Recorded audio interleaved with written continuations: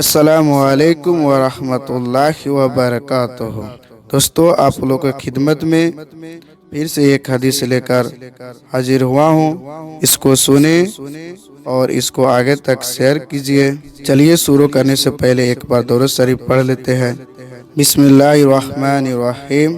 اللہم صلی علی محمد وعلی آل محمد كما صليت على إبراهيم وعلى آل إبراهيم إنك حميد مجيد اللهم بارك على محمد وعلى آل محمد كما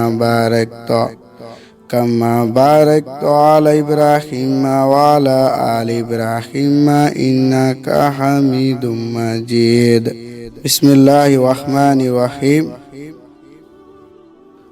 حضرت امیہ قیس بنت محصن رضی اللہ عنہا نے کہا کہ وہ رسول اکرم صلی اللہ علیہ وسلم کے پاس اپنا چھوٹا بچہ لے کر آئے جو ابھی کھانا نہیں کھاتا تھا۔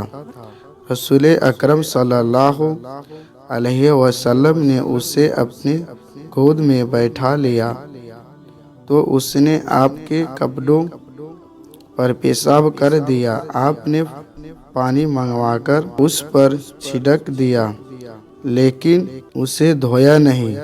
ظاہر معلوم ہوا کہ چھوٹے لڑکے کے پیشاب پر پانی چھڑک دینا کافی ہے، البتہ لڑکی کے پیشاب کو دھونا ضروری ہے۔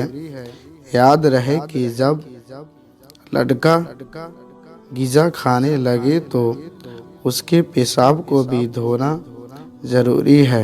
ہم سب کو کہنے سننے سے زیادہ اللہ تعالیٰ اس حدیث پہ عمل کرنے کے توفیق عطا فرمائے۔